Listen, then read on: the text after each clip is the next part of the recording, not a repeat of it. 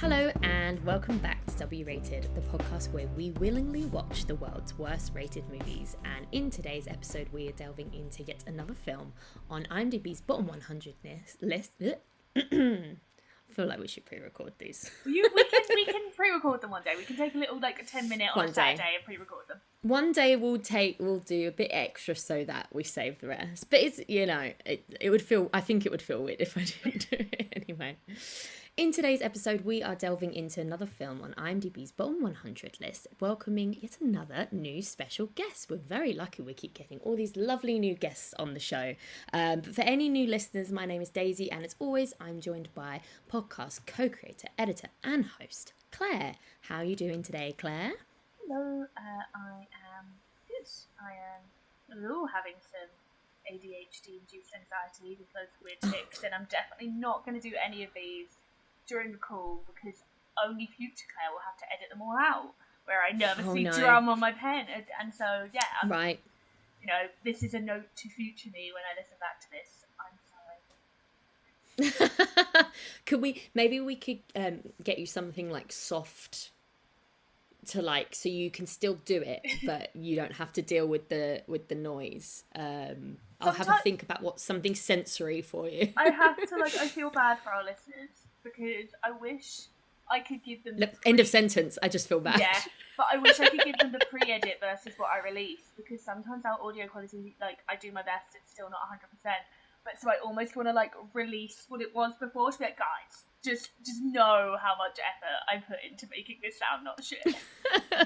Look at the absolute chaos, and it's just things crashing and banging and coughing and spluttering. The worst thing is when I listen back and I think about all the times I guest on other people's podcasts, and I'm like, they must fucking hate me. Why? What are you doing? Breathing into the microphone? Breathing into the microphone, making loads of noise on the chair, kicking the desk, picking up and putting down things, knocking things over. See, what you should do is I sit on my bed and cross my legs. My legs go dead about less than an hour in, so I can't move anyway. I don't have anything to it. I keep everything. I'm practically in a padded cell to avoid any of that. But we move. We've lasted this far. People are still listening. You're doing a great job. Thanks. I think I needed that. I might cut all of this out. We'll see. Well, let's see. If it's in there and you like our little morale boosting intro, then let us know. And if you need one, maybe we could do a cameo or as part of a Patreon or something. Anyway, today we are very excited to have joining us film writer, critic and podcast showrunner Russell Bailey. Russell, welcome to the podcast, and thank you for listening to all of the muttering at the beginning of the podcast. That was very entertaining. I find it very entertaining, and thank you for letting me come onto your podcast. It's a delight.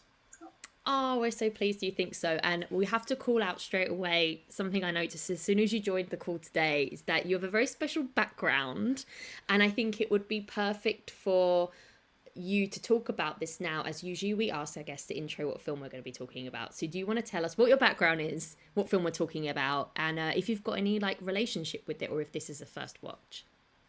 Yeah, so my background is a sort of screenshot backdrop from one of the Far Cry games. I think it might be the fourth one. I think it's the one set in the Himalayas. So today we're talking about the Far Cry film from 2008, Uwe Boll's Far Cry film. I have never seen this film. I have never seen an Uwe Boll film until this weekend. Oh, so welcome. This is me watching my first Uwe Boll film. It's like tapping the sofa where Homer's join us. Yeah, and I'm very familiar with the Far Cry franchise as a game, but this film has a reputation, so I kind of avoided it until this episode.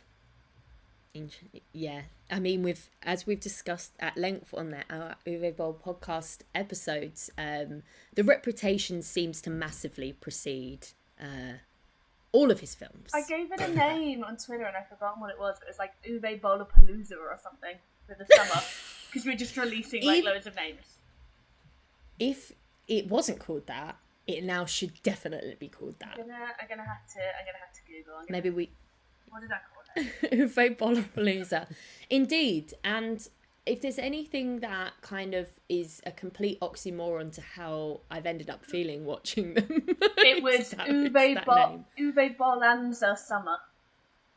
Nice. Yeah. Nice. It really has been. It really has been. So we're very excited to welcome you to the club, Russell. We've watched, I think this might be our fourth I think so, yeah. Uwe Boll film now. So we have watched Blood Rain, In the Name of the King, and Alone in the Dark. Alone in the Dark. And they've happened in relatively quick succession. I mean, Blood Rain we did last year, but this is our third almost in a row. Did he do House of the Dead as well? Am yes. I right in thinking he's and done are House we of the Dead as doing well? House Yes. of the Dead anytime soon? Yeah, it's on the list. It's on the list. The reason we haven't done it so far is just because we've been prioritizing stuff that's on streaming. We 100% want to support creators, but considering they're not great films, it's always nice to prioritize ones that you're already paying for anyway. And it just so happens that, you know, all of these streamers have gone on a bit of a Uwe Boll I don't know, run and got all. Maybe they had a bit of a discussion. He was made a few deals and he's covered off on a few of the streaming services. Yeah, Freebie's an interesting one. That's how we watched it. Love the sort of jump scare of adverts in the middle of films. So I watch a lot of Freebie, and I actually what's on there? Other than I know it's Judge Judy now No, because of yeah, all the Judge adverts. Judy always comes on. No matter what I watch, it always comes on after. I paid for a VPN so that I could permanently have my internet set to UK internet because Freebie doesn't exist in Ireland, so that I could watch Neighbours. I watched 20 episodes of Neighbours today. 20? Do you watch it while you work? Today? Just today. I watch it while I How work. long are the episodes? Like 20 minutes? Oh, I thought they were it's just longer. I on thought in it the was an hour. No, they're like half an hour with adverts on the Okay. telly. But so normally I don't get that many adverts because I watch so much Neighbours. They're like, it's okay, hon, you roll on, and I just get the little freebie. They're like, there's like a little alarm that goes off at Freebie HQ where they go, Claire's watched like a few in a row now. Should we just let her not have the adverts for a while? Well, no, I watch it to sleep as well. And last night it kept like after an episode ended, it would load up the next episode, but it wouldn't play it because it's like they see you sleep, and I'd be like, no, I'm not. And this one eye pops open, like, I see you, play the next episode. My housemate, I think, hears the theme tune, like, at all times in the night. I think it haunts her sleep. But anyway, what I was going to say is I don't normally get the adverts, but there were quite a lot of adverts during Far Cry. I don't know if because it was a movie. Yeah.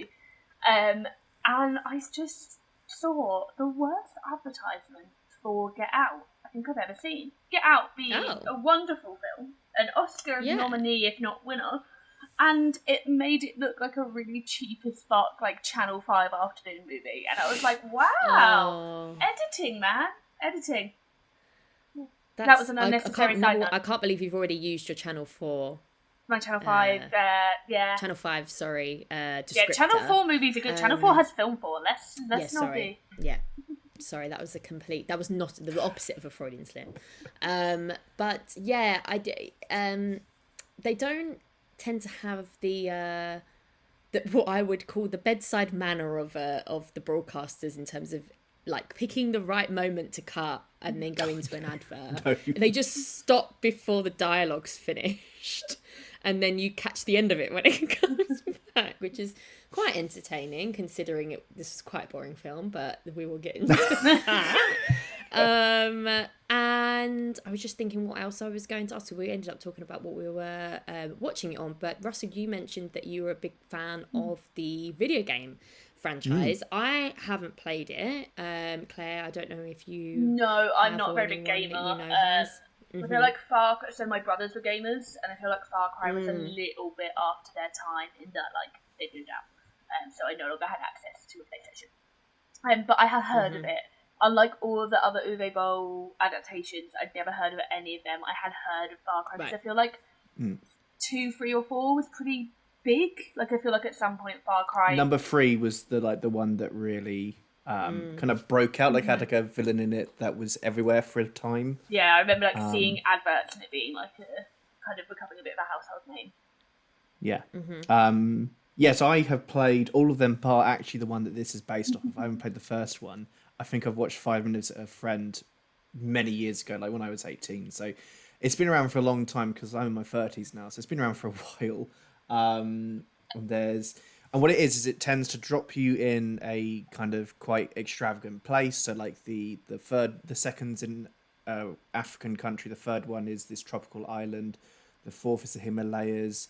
I think the fifth is America, like the Midwest, like some kind of like backwater America, and the sixth is like a Cuban island. And what's his face? He's in Breaking Bad, and he plays Giancarlo loads of villains now. Esposito. I just love saying his name. Yeah, so he's the villain in the sixth, and they always kind of have like this like extravagant villain that pops up every 4 or 5 missions that just comes up and torments you and then goes away, and then at some point you kill them. Right. And I guess the problem, and we might get into this, is that the games kind of have a plot, but it's more about exploring the island, taking it over, taking out bases, doing missions. It's a bit like It's kind of sandbox game kind of yeah, thing. so it's a sandbox, and it's like Ubisoft. Yeah, who make Ubisoft, it. yeah. Do it for like 3 or 4 franchises where it's like there's maybe an hour and a half of plot across a 20-hour game, like that's 30 hours. So like something really fun. Like I really enjoy the third and the fourth one, and I've kind of the last few I've got bored of because you kind of get lost and you just find yourself killing random people. You go, but wait, what am I meant to do with this thing you introduced at the start? Yeah, so I know the games pretty well. Like I've played some of them several times. Like they're a lot of fun. But I haven't played the one this is based off of.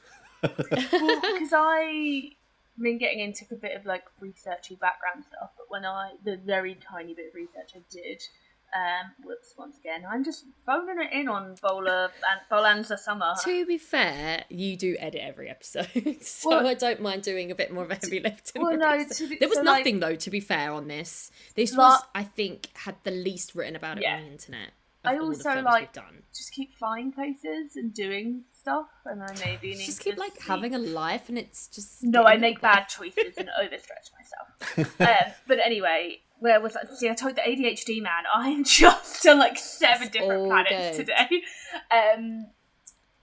When I looked it up, it seemed like the first game actually wasn't a Ubisoft game. That Ubisoft like bought the game after it had been in somewhat production, because they were saying when they were releasing Far Cry 2.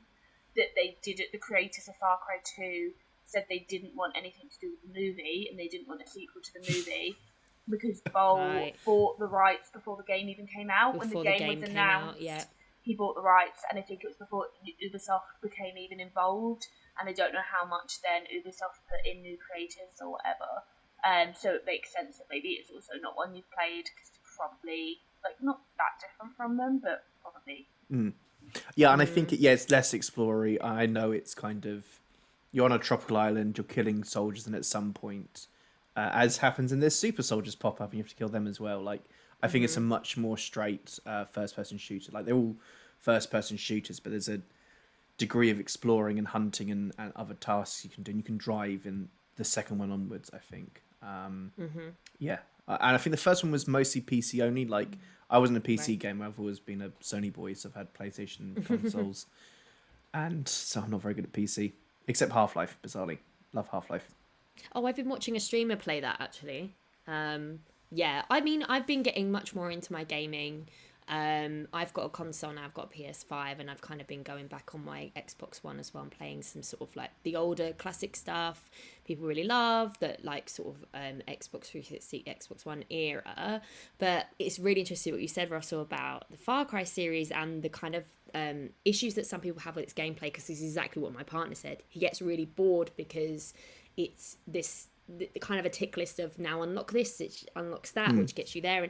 But if it's interesting, you said it's not got much of a plot, there's not really much payoff, and that it's kind of replicated across some of their other games like Assassin's Creed and things like that. So I have not played it. Maybe I'll play it at some point. But what I found really interesting about the whole link to being a video game with Boll again is that he even bought the rights before the game even come out. So it really doesn't feel like it's this draw towards these games that he played, that he loved, or he's got this thing. It's just, I think, a business decision to buy these rights, have a name attached to it, have a studio attached to it, have other stakeholders attached to it. Really should have asked him that question when I had the link to ask him questions, shouldn't I?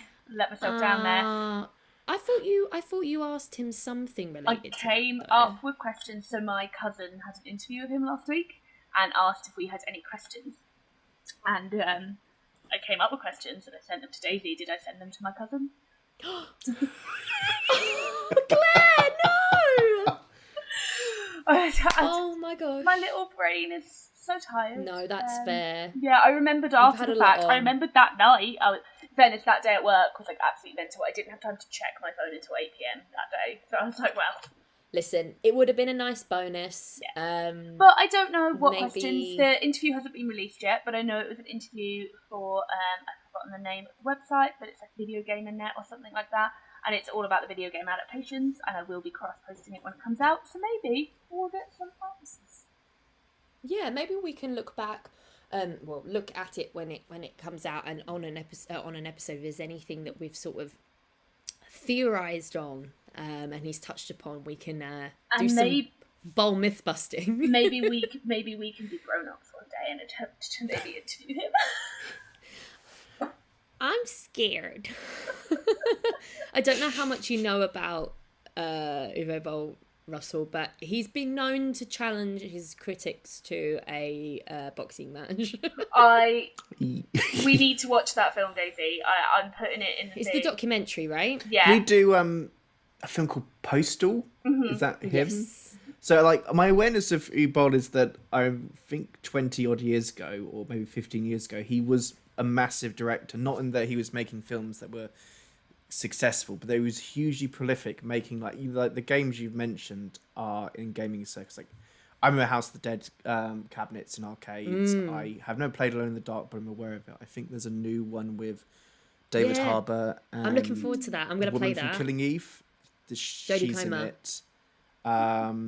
So like I'm aware of him because like maybe 10-15 years ago he seemed to be in like Empire and Total Film a lot. It's kind of like the curious story about him was that he was just making these films, and also that he was is he prickly or is he just, I think he's like a good salesman. Yeah, he's both. In that he kind of was probably on the very start of like those kind of like internet figures who would say contentious stuff and then get attention, because like now everyone does it, like everyone famous does that, but like he was a very early proponent of that. Like my cousin Paul said after the interview that it was a great interview and he could have chatted to him all day, that he was so chatty and so willing to talk. So that's great. You know, and the thing is, a lot of when we've spoken about, before we go, we must remember to go into talk about the actual film. I'm sorry, this is all me. I'm so sorry. But no. It's just, I think it's because this is kind of like such an accumulation of where we've been so far with all of his films, and the fact that this is the biggest franchise that he's like been involved with, because they're still making these games today, and that it is that they are the most famous. But and now I've lost my train of thought. But no, what I wanted to say was we've not really had a massive issue with him. We've given him some fair compliments along the way. I'm sure we'll touch upon those in what he can do well. We've touched upon that people have gone out of their way to work with him and they want to work with him. He's, rubbed some people up the wrong way, but I think we've got that curiosity around him that hopefully would get some really interesting conversations and like answers out of him. So we'll look into it. We'll put on our big girl pants and we will, because I also want to do a bonus episode for the end of Boll-anza summer. I want us to watch the doc together and just Yeah. I'm in England for a few days at the end of August, so maybe we can. Perfect. Yeah. I've actually got some time off at the end of August, so that's not how I expected to spend it. But well, with no, one joking, of your because I'd want to see you. Friends who will be saving a day of her holiday just for you. There we go. And remind me what the film's a documentary, right? It's a documentary not made by him about all of the boxing matches he had with all the critics. It's going to be very good. Right. There we go. And then we better get training. So let's talk about Far Cry. Far Cry 2008. It's an action film, very actiony. We've always said action films with Uwe Boll before, and then we've gone down to it. We're like, this isn't. Oh no, sorry. Whatever genre we've said that it is, yeah, it's ended up not quite being that. But this is definitely an action film. get loosely adapted from the video game of the same name. The synopsis of the film is that an ex-special forces soldier turned boatman, so literally someone who owns a boat and hires it out, is hired by a journalist to investigate a top secret military base on a nearby island. As we have already covered, the film is directed by Uwe Boll and stars Til Schweiger, who you may know him from Inglourious Basterds. He also led a film called Knocking on Heaven's Door. Co-starring Emmanuel Vega. She's in Saw 2. Did you recognise her from the Saw series? I recognised her from an episode of Charmed season 4. She plays Gypsy, and her grandmother is murdered, and she has to learn to see her third eye. I used to be able to tell you quotes, and I used to be able to tell you, like, based on every episode of season 4 of Charmed, I could tell you all of the spells they used, all of the costumes they wore. Just 4? Just season 4? Oh, interesting. Why is that? Because that was the season that Rose McGowan's character Paige was brought into it, and I was like, mad. Right. I think I've spoken in the past about my Rose McGowan teenage obsession, fan sites, and the like. Yeah, that's. Yeah. Oh, right. I see. Yeah. I had a similar thing with the band The Killers. No, what 15-year-old girl doesn't want to be a forum moderator on rosemcgowanonline.net? No. Fuck having boyfriends. I always find it really interesting. Like, I love, as I get older and I watch more stuff, I recognise people from more places, but it's always interesting to see the differences depending on what she will only ever be that girl from Charmed for me. If you were in season 4 of Charmed, you will only ever be a character from Charmed in my mind. Right, you're stuck in that universe. Yeah. She's also in CSI New York for quite a few episodes. That might also be a familiar face for people. Udo Kier is in this film. Do you remember when we started doing this podcast, I was really excited when Udo Kier would pop up in a film, and now I'm just like, there he is. There he is. So remind me. So I know from just to flag to people who might not have seen other films he's in, but he's in a few big films. He's in Suspiria, the original, and he's also in Melancholia as well. But remind me what films he's been in, the ones that we've covered. He was in Fear.com. That was it. He's definitely been in another one or two of Uwe Boll's films as well. Okay. But yeah, because maybe we watch Fear.com isn't Uwe Boll, is it? No, we watched that last year. And the film that I love him for, which I always recommend when I have the opportunity to, is I think it's either 2020 or 2021 film. No, sorry, 2021 or 2022 film. No, brain, oh my god, 2020 or 2021. Jesus Christ, Claire. It was film, and it's called Swan Song, and he plays a aging hairdresser, aging gay hairdresser, and he like goes back to his past because of the death of someone that was close to him, and it's just like this mad like road trip on foot, and it's just one of the most like powerful performances. It's like my top 5 of that year. It is a stunning film, and if you like kind of small indie dramas and you like LGBT films, but it's both really heartbreaking and really uplifting, and I never missed an opportunity to promote that film. I probably said the same thing last time, but that sounds great. Yeah. And I will check it out. You might have to remind me again, but I will. So yes, there's a few familiar faces there. And yeah, I'll hold on to that piece of trivia actually until we go into the film about Til Schweiger that we got told by a previous guest. We can delve into that a little bit more. But what I'd love to get chatting about is the film itself. Before we go in though, Claire, I know that we usually mention whether we've seen or heard or whatever before. I know neither of us played the game. I think it was one of those ones where I might have seen the poster before, might have thought it was the game, that kind of thing in terms of level of awareness, but until we saw the list. 2008. I was at uni, man. I was finally discovering boys. It took me a while. She was off the forums.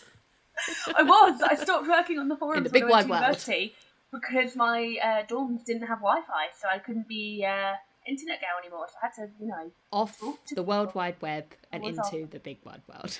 Yeah, that was me. So I mean, we both didn't know about it before then. This is our 4th Uwe Boll film. I think we were both kind of prepared for what it would be like, right? Yeah, I mean, I text you halfway through the film, and I said I'm going to have to get out my classic that normally is reserved for our Ramsey films, but True. This film was giving Channel 5 afternoon movie. It was giving me Channel 5 afternoon movie. The style, the acting, the editing, the adverts. music, the adverts. It was giving Channel 5 afternoon movie. It was giving me, my grandpa would stop on it halfway through, decide to watch the second half and be like, that was really good. Flicking through the telly, ends up on like 5-star or 5 you were saying. It's like, I'll leave this 5-star. No, this is a 5-star film. Yeah. Specifically. Yeah. Absolutely, I agree. Russell, what were your initial reactions to this potentially damaging replication of a game that you really like? So I was expecting worse, I'll be honest. Okay. I was expecting it to be it is functionally a film. It has a beginning, middle and end. There are characters. We love that. We always have to say, because the way people talk about him makes it sound like he's just getting shit and smearing it on a wall and filming it. Yeah, his reputation is far worse than this film. Yeah. I will maybe, and I'm not going to promise I'm going to watch another one of his films because I wasn't. So I should check out this Boll character, see what else he's done. I wasn't like that. Life's too short, Russell. Life is too short. I see the 5-star comment. I think it is. Yeah, I've seen the budget. And I'm surprised what the budget is, given the film I watched. I didn't enjoy it. It has the unfortunate thing that I sandwiched this between Barbie and Oppenheimer. So I watched Barbie on Saturday, watched this Sunday morning before my partner wakes up at like 9-10 o'clock in the morning, so I get like a good 2 hours to watch a film of my choice if the kids are around. The kids weren't around, and then I went and watched Oppenheimer about a couple of hours afterwards. So it has the misfortune that I think two of the best films I've seen this year. I got back from Oppenheimer and put this on, so that is a shit sandwich. Similar vibes. Barbie, and it's just Oppenheimer. This film felt cheap in a way that. But it's probably better than some video game films I've seen. It's definitely better than another Ubisoft-based film I've seen, the Assassin's Creed film. That's incoherent. That makes right? Yeah, and it's like, so the problem with the Assassin's Creed games is that they've got 2 timelines. I've played like one of them and hated it, and my partner's played many in front of me. So it's like, there's a chap in the real world and he goes in like this VR headset that allows him to tap into his past, and then he becomes someone in like Italy, or he becomes a pirate. Yeah, no, that's the thing. Like, most of the game is not that, but then because it has that, the film got tied up in knots that Michael Fassbender is both those versions, and it doesn't make any sense. With this, at least made sense. I actually knew at all times what was going on. Sometimes there was a tonal shift that I think we'll get into, but I think my first impression is it is surprisingly coherent, but doesn't mean it's good. I think that's right, and I definitely fair assessment. You know, when you were like, this is an action film, action comedy. Wasn't expecting the comedy. Very comedic. Yeah, the comedy is the leg pull for me, and then I looked at what Uwe Boll-anza and I think, he does a lot of comedy, and I'm not sure if it's my comedy, but he does comedies. I did not register that there was comedy. I mean, involved. There's one character who becomes quite prominent in the second half. Well, I said he was the comic cook. Relief. What? Say that again? I was watching it, and then the cook turns up, and from then on I was like, wait, is this meant to be a funny movie? So it becomes a buddy film about halfway through. Well, like, what I was going to say was, like, so I might mention my partner quite a lot in this episode because I watched it at his, and therefore he watched about half of it with me. God bless him. And now he looked at me and I was like, oh, this is why you don't watch them with me. And I'm like, oh, I forget that this is not fun for regular people. Anyway, I said, I'll say well, no, but we're masochists. I was like, oh, the comic relief has showed up. And he looked at me and went, is that what it is? Like, with pure, just like, absolute, like, I give up with it. A look on his face. One of the lines, one of the jokes cut off by an advert. That's the one I remember. Because it was halfway through the punchline, which actually made it more interesting. Which is a shame if you think about it. Yes, so in terms of the overall vibe action. We've got a bit of comedy coming into it at Have the we end there. explained what the film is about for anyone that hasn't seen it? I've said the synopsis, but if we can go into a No, little bit more this is like I've of already the forgotten story. everything we've spoken about. Like I need to just go lie down. Well, we if you've didn't go given too much spoiler heavy, and I didn't give a spoiler warning. That's great because we haven't done any spoils. So spoilers onward from now. I'm not sure if that's phrased properly. You know the drill. If you want to watch it, pause it, come back. Hello, welcome back. There we go. So yeah, our main guy Jack, is it?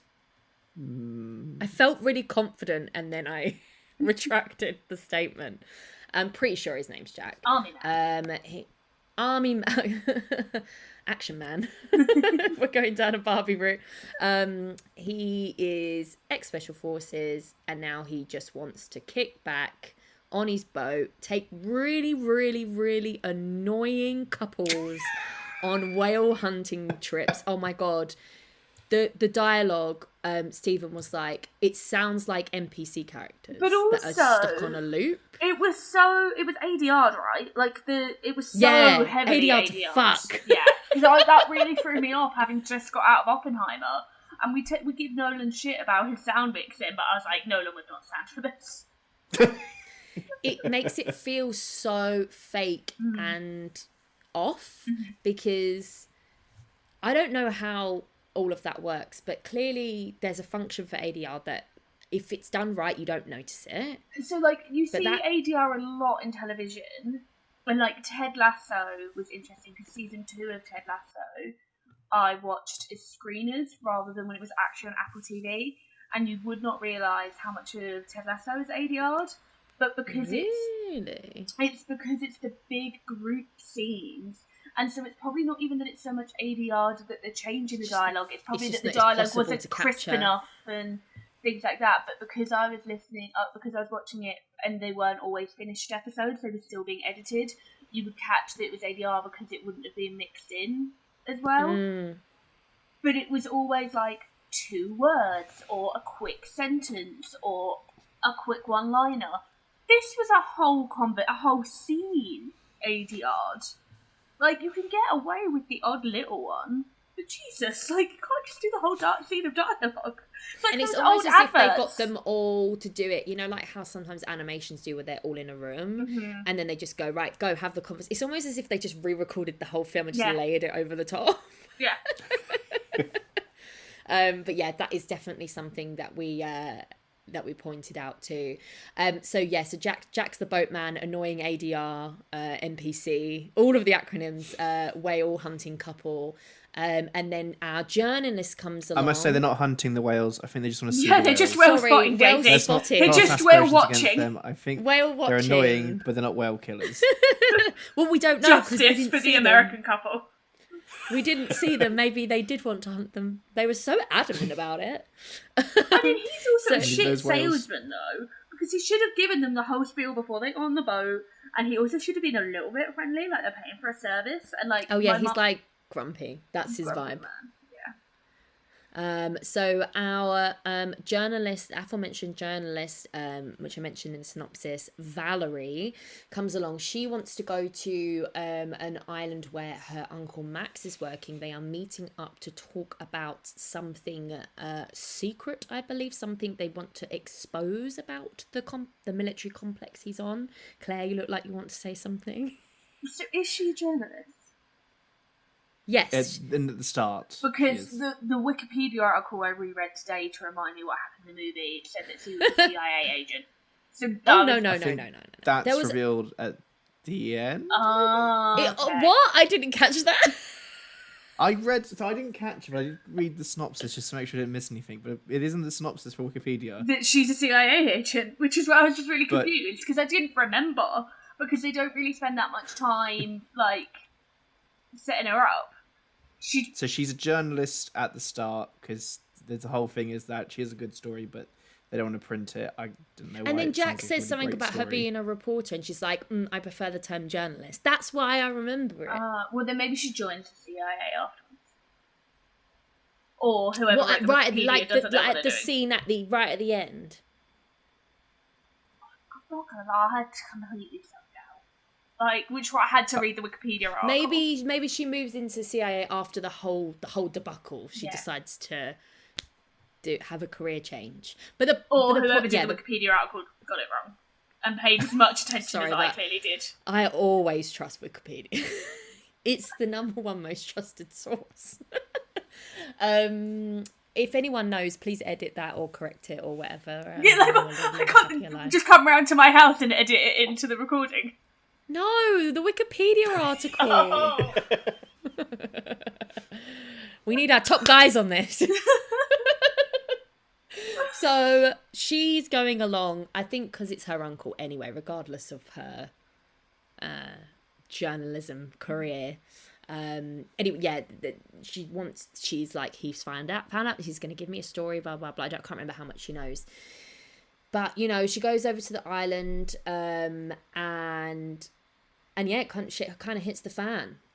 She goes, I think she's meant to meet Matt, and then there's people like attacking the boat, and I'm not gonna lie, it was all just an action blur from there, really. And it was a complete from the moment they landed on that island. It's, I think, like, they started attacking the boat. A little veil went over my face. Yeah, and a glaze. A glaze, and I don't really think I saw any more of them. It was there, but I don't know if my eyes connected to the screen. No, they attacked the boat, and then they had to do the whole, they get in the water, and then they have to find a place to stay the night, and then, we have to and then they had a bit of a sexy scene. Yeah, it's like, if we're cold, we used to do this thing in the army, where we share body heat, and I was like looking at Stephen going, say it, like the Simpsons meme, say it, and he said the body heat, and I went, yay! That's like pure cliche, but not from the originals. That's not where it came from. It really is a cliche that's been 2008 that was used. It's like, come on, man, try and think of something else. But I just thought that was the point in which I was like, wait, is this a comedy film? Because she was like, you mean like spooning? And he was like, yeah, and she went, okay, with a big grin on her face, and I was like, now, is this intentionally or unintentionally funny? Because I'm confused. And then later when the cook showed up, I was like, I think this is actually intentionally funny. I think they're in on the joke. I did not get that. I thought it was just shit. I thought it was just cliche and awful, and the tone was way off. As I would find with a Channel 5 film, that it's just like, something's not, those, like a Hallmark, with they're making the jokes, and it's just like, I see it, but I don't feel it. So they have that scene, and then the rest of the film is essentially they're trying to find the uncle, uncover what's been happening, and on the other side of this story is Udo Kier. He's playing Dr. Krieger, and the whole conspiracy that's being uncovered is that he is making super soldiers. Now they are funny, unintentionally. Very, very pasty. Very pasty. Apparently being not super very muscular. Strong does not require you to have any melanin in your skin. Good for me to know. Do they wear SPF? They look like they were wearing a lot of SPF. They've been indoors for a lot. That's the thing. Say again, Russell? They've been indoors for their entire life, so... That's so true. Never seen the sun. Send them out with a parasol, will you? So yeah, that's like the plot of the film is them uncovering this, saving Max. Max gets injected with the serum at some point. Is it a serum? Have I just gone to like what I assume it was? Some sort of experimentation, and I assume a serum is involved. And then by the end, the people who are on the military complex are working for, or half of them anyway, that were working for the doctor kind of realise this whole situation's a bit fucked up. I'm not quite sure how they came to that realisation, but they end up being on the side of Jack because of Max. They are trying to rescue Max, and so they send Max after him, and then he manages to convince Max, like, remember who you are, very Mufasa, and so then he sends more super soldiers after them, and the super soldiers just kill without like recourse. They just killing machines. So then half of the workers side with the doctor because they're like, he's our manager and we believe in his experiment. And the other half are like, oh, these fuckers are going to murder every single one of us. So they're like, we're going to go with the good guys. yeah, the way they differentiate those is like, because I was like, wait, who's in the camo and who's in the black? The people who are dressed in the black are more like the mercenaries, and they're kind of operating under another female character called Katja Chernoff. So I think she's kind of like the mercenary that works with the Doctor and kind of runs things around the place, with maybe the guys that are a little bit more dodgy than the regular military guys. And that's how you know I was like, why are they fighting each other? And then you're like, oh, good, there's some color coding here. So I know that there's something, there is two sides. So yeah, they kind of stick by the experiment because they're the bad guys because they're in black. And I can't actually remember how it ends. I assume that they win. Well, Max dies. Yeah, that, straight over my head, that one. Again, this is only, thank you, Mr. Wikipedia, who got the woman's job wrong. But Max dies and the cook, the main guy, Mr. Soldier, and his lady friend, journalist / CIA, escape. Maybe with some other people, but not everyone. We didn't actually mention Emilio. So he randomly gets sort of like swept up with the whole thing with Jack because he is there. Did you say he's a cook? I did not get that. Again, Wikipedia. He seemed to be delivering some food on a boat. Right. All I know is that he wanted to eat his meatball sub. That he was called Cook. So, I don't know. Interesting. Don't remember Basically, everyone could save some time and not listen to this episode and just listen to just read the Wikipedia article. Which one's fake news? But he kind of gets swept up in it all, and then that's where the comedy, like buddy comedy element kind of comes in. Essentially, sort of Jack's undercover and he's trying to infiltrate, and then it's a bit of like a slapstick kind of thing of him trying to overthrow Emilio, but then Emilio kind of gets wrapped up in it and they escape together away from people who are shooting at Jack, and there's like, you know, the whole jet boat kind of like going off a little what's the word, ramp, and them surviving. That's it. Ken's a bit of an adventure film in that aspect, but then he's basically along for the ride. They get handcuffed together at some point, and there's a lot of quips exchanged back and forth. I'm starting to remember the comedy now. So he was kind of along for the ride as the comic relief, and then ends up working on the boat with Jack at the end. So it kind of summarizes the story. I know you haven't played the first game, Russell, so I don't actually know if anyone knows if it's actually very related to the first game. So I think the super soldier bit is in the first game. I believe it's that you are the Jack character investigating the island. I don't think there is a Valerie in it. I think it's just you are Jack. You go to this island, you start killing soldiers as one does, and then you uncover the super soldier thing, and yeah. But I think the main difference is this is clearly filmed in a Canadian wood, whereas the game is based on a tropical island. Yeah. I mean, gotta get those tax breaks.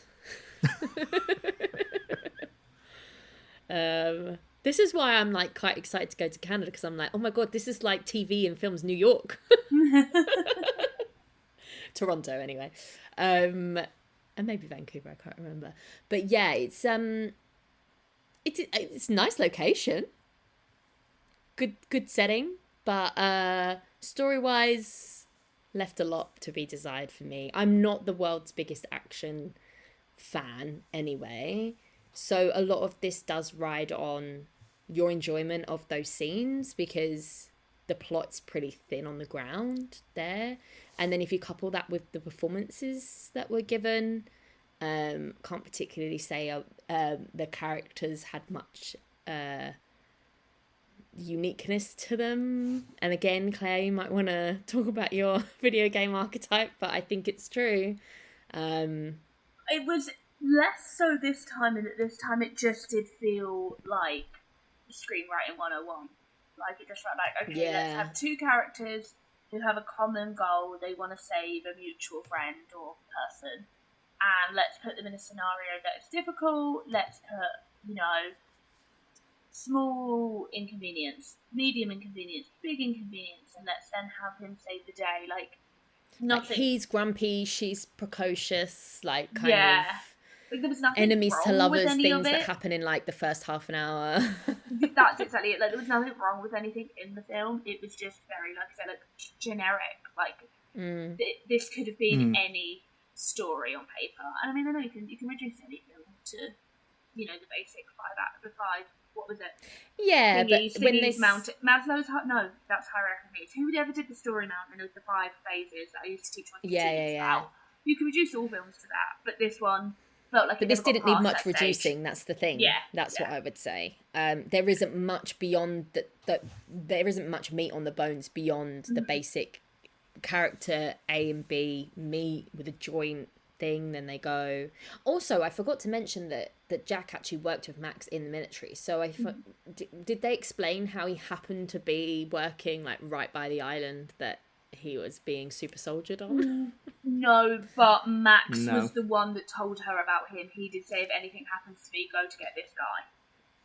Oh, okay, all right. Just so happened that it was close. Maybe he knew that he was close. Maybe if he was on a different island, he would have asked for a different friend. And she would have married a different man. True. So there was no. I make you right. I think character-wise, there's a lot more here than like the characters in Alone in the Dark, for example. They do have a personality, and I do think overall this film is much more competently made than something like Alone in the Dark. Maybe not in The Name of the King was pretty decent as well, different genre, but it had. No, I mean like in terms of like the competency in which it was made, but he also had more of a big budget for that. So Russell seemed to imply that he felt like this budget was not spent on the film. Yeah, no, I felt that it looks like it should have cost about $5-6 million, if I'm honest. Like, there's some okay action scenes. Like I think the opening one where it's the super soldier taking out soldiers or guards. You didn't see what it is. That's fine. That's pretty well done. And I quite liked when they get off the boat. There's the thing with there's like cars and bikes and helicopters all trying to take them out, and that's quite well done. But then when you get into it, it feels like it's just set in this one factory / facility, and it's like the second half is all in this one building, and then when at the end, like they leave the island, you just see that facility from far off, and it just looks like any factory to me, like a generic factory, and that's why I was surprised at the cost of it, because it feels like the second half just gets centered in this kind of like single location. And they did the first half isn't exciting enough to be like, oh, they spent all the budget on the first half.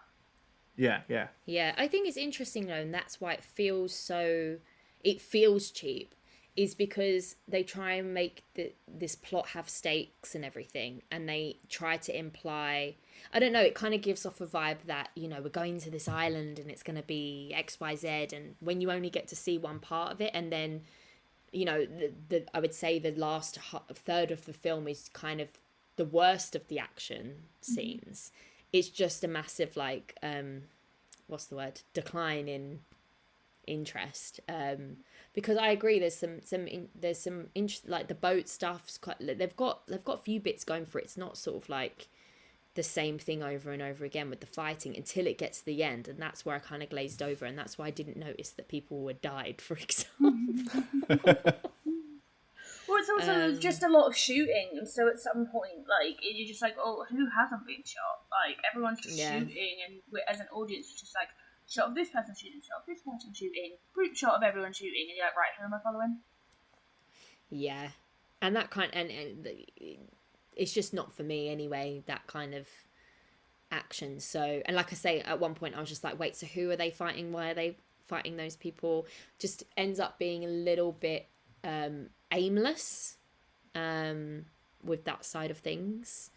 But the barrage of action does, for me, feel quite close to a first-person shooter. Like, it's why it's, for me, it's strange there's a Far Cry film, because it's a first-person shooter. Most of the time you're spent just shooting people, and that's the entire point of the game. So it's like the plot is almost the divergence from the game. The bit at the end, which is not great, and I couldn't tell you who dies, and it's all just people shooting at each other. And I guess because, like, the thing with first person shooters is they can be immersive. It's like you're experiencing it yourself. Like there's a game called Alien Isolation, which is it's a first person, not a shooter because you don't really have a gun, but you're being stalked by the xenomorph from the Alien series, and that's really immersive.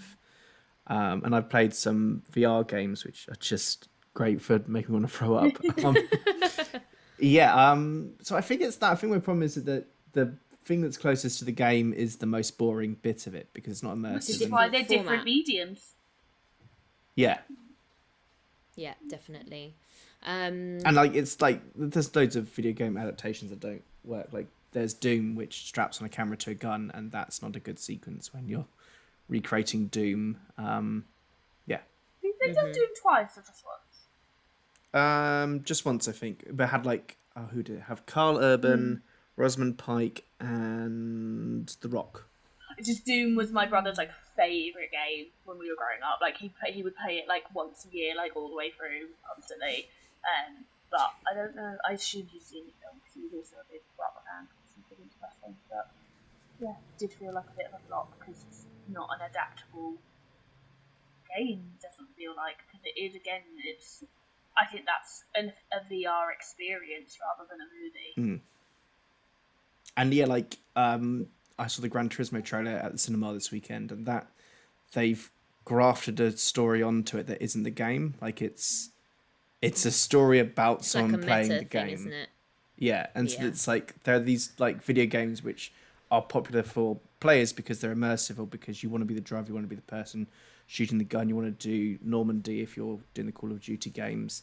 But they don't really have stories or plots, which this doesn't have after, like, we're onto the island. There isn't a great deal of plot. It has just this evil scientist called Krieger, which was very distracting for me because I love Archer. And the name of the scientist is Archer is called Krieger. Nice. Right. And we called our firstborn daughter Krieger when she was in my wife's belly because we were watching Love Archer all the time. Oh my god, that's so funny and creepy. Exactly. I mean, she's called Charlotte now, so she's not called Krieger. I wasn't allowed to call her Krieger when she was born. But respect your partner for that. Like, yeah, I didn't get good naming rights. I just think it's the format of Far Cry is not applicable to a film, and like any successful video game films are because there's either a world you can immerse in, so like Detective Pikachu's a pretty fun film because it's such an expansive world to take in, or there's The Last of Us, which has this incredible story to the game, and so you can just do the story and it kind of makes it a good TV show in that case. Agreed. And I think this is a running thing with the other films that he's done as well, in that like something like Alone in the Dark, he takes a very small aspect of that game and then kind of completely revamps and revitalizes what it ends up being in the film. And then In the Name of the King, again, I think it didn't. We were talking quite a lot about the cool mechanics that the film had that maybe it could utilize a bit more, that make it unique to that game. So again, unfortunately, I think it is one of those things where he's taken the name and the rights of something, taken bare bones, and kind of just gone and made quite a generic action film,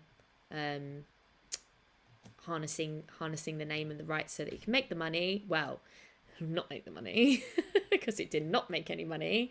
I don't know if I don't really remember talking about how well his other films did.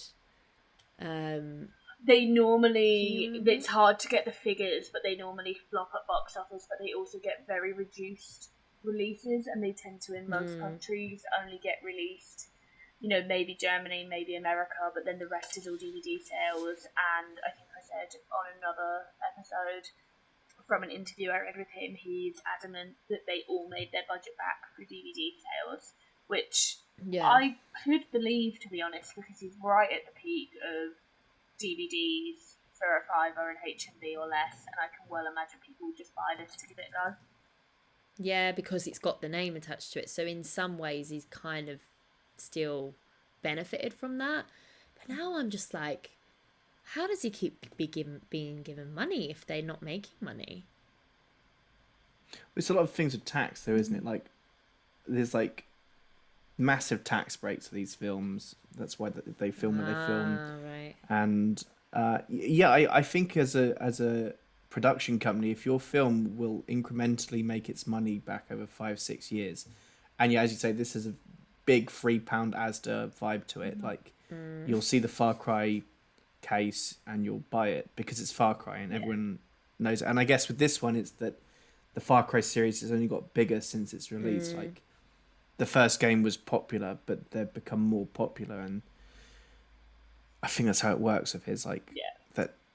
And there's a lot of films we made that are probably about this quality or maybe slightly worse that are just like I remember I used to like go to Asda and you'd see all the like was it the Asylum and it was like they had a DVD called Tangled Together or something, and it was basically like a complete copy of the tower from Tangled and a complete copy of the wording, and I was like, you're just preying on grandmothers. Amazing. You're just preying on ditzy grandmothers who will be like, Tangled, that's the movie my granddaughter really wants to see. Oh my god, it's only £3, and they'll buy it. And that poor grandchild has to be like, Nan, you're an idiot, this is shit. Like, I don't know, kids watch some terrible weird films. Knockoff Beauty and the Beast version that I used to love at my grandma's. Maybe that was what happened to her. But also, like, I think we did speak about it back when we did the first one, which was the Blood Rain one, I think, about all the tax write-offs, and that basically it was like a massive, like, tax incentive thing, I think in Germany, which is where he's from, and then they cut that off because they realised he was, like, fucking raking in loads of money, and I'm sure he wasn't the only one, but he's probably the most prolific one, and that tax incentive is no longer allowed. I think we did talk about the exact figures in Blood Rain. I don't have them in front of me now. I can try and find them again and post them when we put the episode up. Right. But like, he was getting a fucking he took advantage of the system. Yeah, and fair fucks. Why not?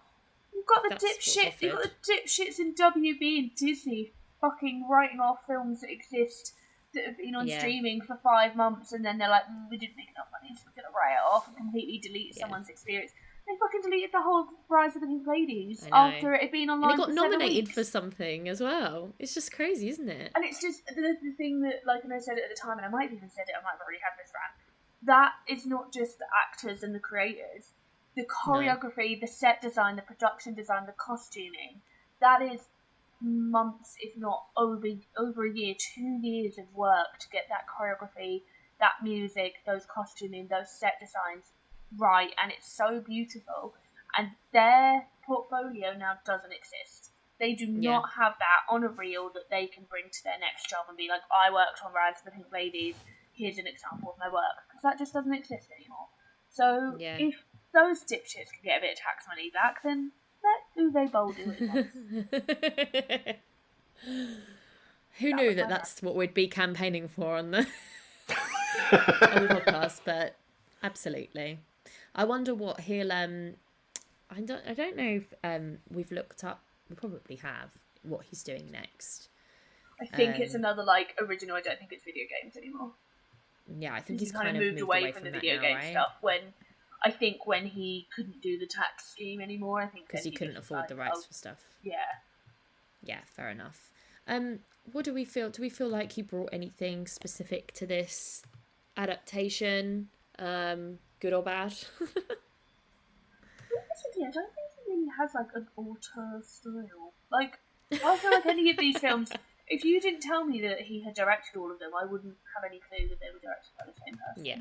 I know, Russell, you haven't seen any others, but like, even just watching this in comparison to other films and TV programs you've watched, like, there's nothing distinctive about this. It's very just, like you said at the start, a generic beginning, middle, end, proficient film that is a story. Yeah. And like it's like even like with House of the Dead, which I've not seen, but I do know that I think the finale cuts in bits from the game, like actual footage of the game is fighting, which is a terrible thing to do because the game is like an arcade game from the 90s, so it looks now ropey as, and it's not even like there's that in this. Maybe it's his humor, maybe it's that there is like a strong attempt at humor at times. It's like Clint Howard is in this film, or I can't remember who he plays. The Chris Coppola Cook character, him staying in the film feels like a directorial choice, like him becoming this like distinctive figure who's like at one point he comes on, he complains about carrying boxes, and then he's sort of out of breath, pulls out a sandwich, and the guy starts choking, and all this stuff. Like there's all this like comedy He like thrown makes into the it. noise when he goes to eat the meatball sub. That it's just hilarious. I can't even remember what it was now, but it was along the lines of. Yeah, and so I think it's that. I think It's in. what Uwe brings is the comedy, which I don't think I laughed at any point. So I don't know if it's good comedy, but it's at least like this An could be attempt. just a straight action film that's quite humorless, Yeah. and you'd have maybe a 85-minute film as opposed to a 95-minute film. But yeah, I think it's that 10 minutes of comedy, the attempts at flirtation between Valerie and Jack, which I mean it begins before they get to the island. They have the bit where they're barbecuing and there's like all this like banter in inverted commas. And none of it's good, none of it works, but it at least is an actual attempt at comedy. And I think Uwe Boll adds comedy to his films. It's really interesting to say that because I don't know how you feel, Daisy, but I don't feel like Alone in the Dark, Blood Rain, or In the Name of the King particularly had any comedy. But like I've just checked, and this comes out. This is one of the last. This is the latest of them. They came out 2005, 2007. This is 2008, and this to me, when I was watching it, felt the most American of all the films that he's made. Yeah. And I do wonder if, like you say, it was a determined effort to put that humour in. Because he's like, oh, the Americans, they don't like my movie. Market. Americans like silly, lazy humour. Let's force that humour in there to make it more accessible. Because obviously Europeans have that idea. The Americans are a bit. You're right. It did give that vibe a little bit. Yeah. So I think Russell's right that like that is very much the director, because the other directors wouldn't have made those choices. Well, interestingly, there's some familiar names across the screenwriting. So we've got Michael Roish, who was from Alone in the Dark, In the Name of the King, and he did House of the Dead. Peter Shearer? Again, all the other three that we've done before, although I don't know. It says writer and producer known for those, so maybe I don't know if they did all the roles. And then the other name is Masaji Takai, who actually did Blood Rain 2. So it's his, like, maybe it's like this is the like Adam Sandler group of the writers' room, pals, you know, writers' room. But it is interesting because the writing does feel slightly different, given, Sorry, I had a delay there. It's just like when you were like the group of pals. It's like, yeah, let's just do anher one. Let's all go away on vacation together. Yeah, let's all go on vacation together to the Canadian forests. But yeah, no, it does feel different. It does feel more American for an American audience, Americanized. The influences on of European cinema were a lot more, in terms of tone and style, were felt a lot more in German, especially in Alone in the Dark. But yeah, and I would say in the Name of the King and Blood Rain as well. But then that had the benefit. It had the element of the fact that it was, you know, medievally kind of set, whereas this is a lot more American. This soldier. Is an American soldiers, shooty, patriotism. Even though I didn't have that in there, but felt like you know, it just gives a vibe, you know. So that's a really, really good point. Actually, I didn't think about that before. So we weren't a big fan of the cringy dialogue across the board. It was just me. Yeah, I think something like that coupled with wooden performances, I think fair to say across the board,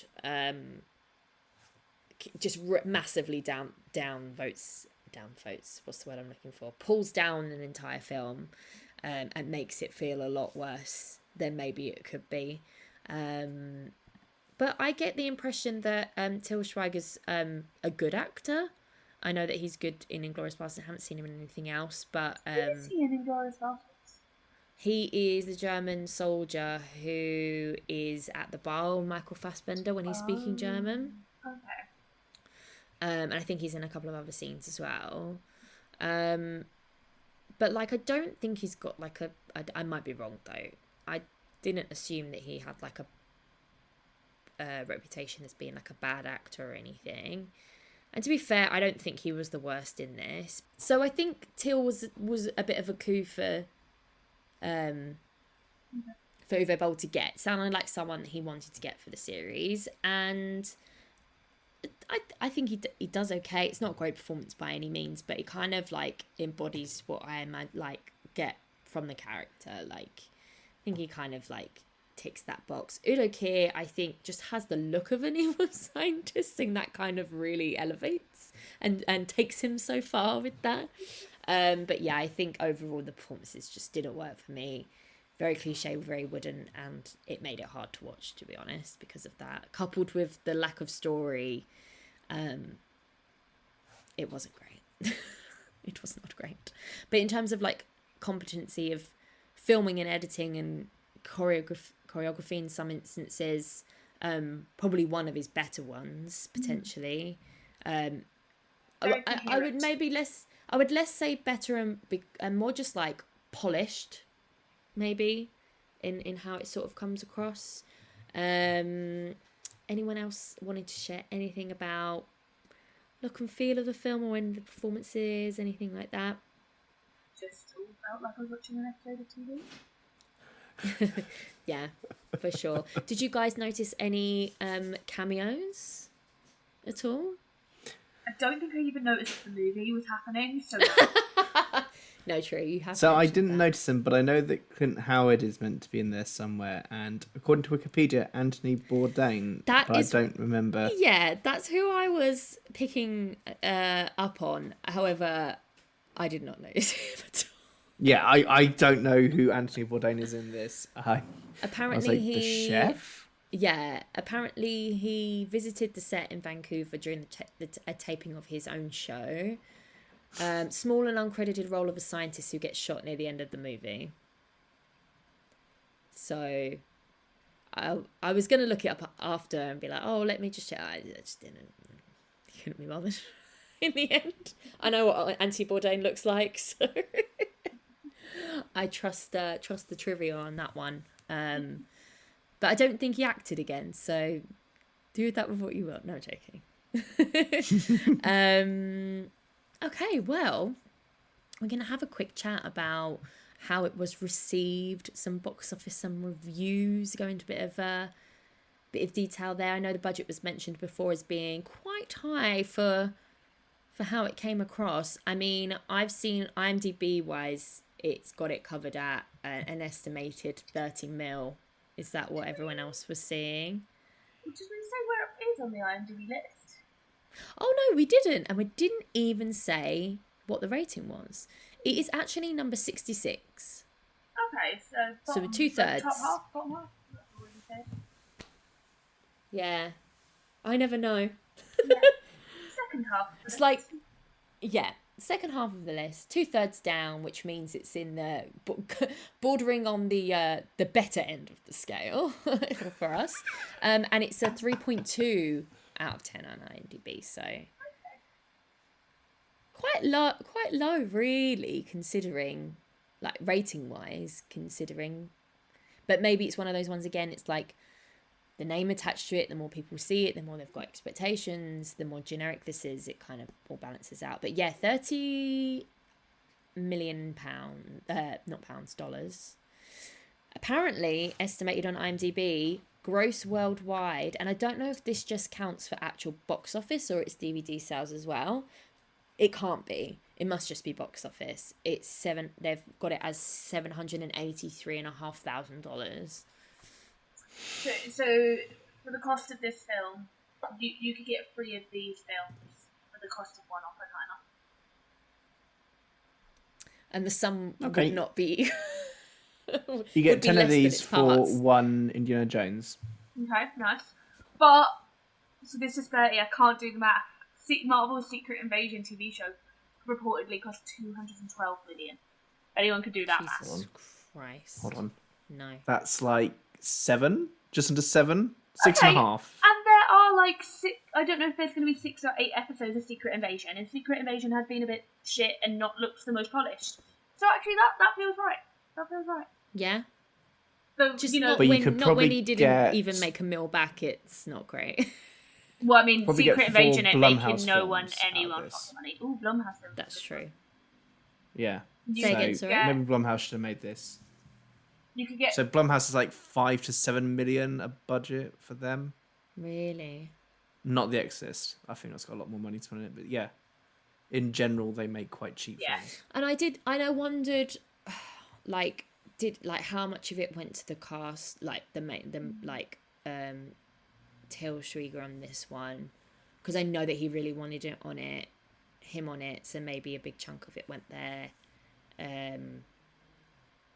Yeah, I guess just like the thing is the reason things cost so much these days is because they rely so much on CGI and visual effects. this was made like 15 years ago, and there's not really that much CGI on it. No, but that's what I'm saying. It's like, I know it's a lot, but the reason stuff's so much more now is because of that, and this doesn't have that. Yeah.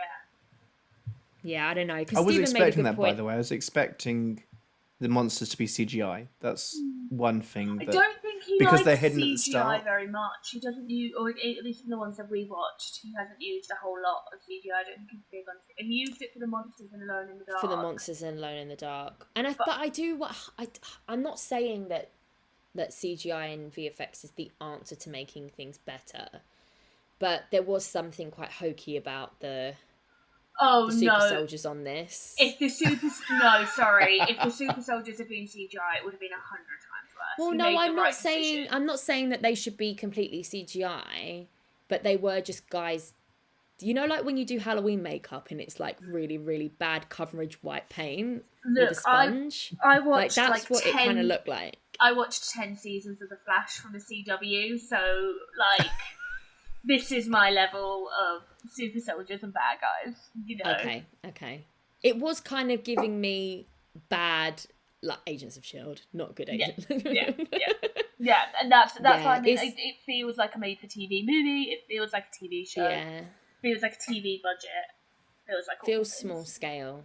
Yeah, but maybe are we? Yeah, it does. But then there's like no in between now, is there? You look at this and you feel it's really small scale, made for TV. Where's the I know it's small budget compared, but where's the budget gone on this? Doesn't feel like it's spent anywhere. But then you get the same thing when you see the massive budgets now, and you're like, where is all of that money? All of that money has gone on CGI and VFX, and the people aren't even being paid properly. It's just like, On Barbie, Yeah. it went on the pink paint. yes, true, real tangible productions. So fucking good. But yeah, that figure for gross worldwide can't be DVD sales as well, right? That must just be box office. Yeah, Who normally knows? normally they don't report DVD sales on that figure. Yeah. But so because it wasn't released in cinemas in either US or UK, I can't remember, but it doesn't have any kind of it doesn't have much in the way of critical reviews in the same way that we'd usually do some of the other ones. So it's quite light on this side of things, but it does have an audience score, and you'll be very pleased to know, Claire, it's only 12%, so half of what the Flintstones is. So Far Cry received negative reviews, most critics saying it does the game no justice. IGN gave the film 3 out of 10 and said, perhaps one day game companies will learn to be more particular about the directors they choose to realise their products on the big screen. Fans of the game and fans of movies in general would be wise to avoid this one at all costs, unless of course your purpose is to mock. I think that's the thing we haven't really discussed as much, is the impact that it has on the game's sort of credibility. Well, so that's the interview I was reading earlier, which was when Far Cry 2 was coming out. And they said that they didn't feel like it massively impacted Far Cry 2, but they said that it could hurt the brand. I think they were confident enough in their game that they were like, look, it's not going to hurt the brand. Our game is good. People are going to love Far Cry 2. But they were like, it isn't great that there's this subpar film that has our name out there. And they were making it very clear that they had nothing to do with the film. The rights to the film were bought before they or Ubisoft were ever involved.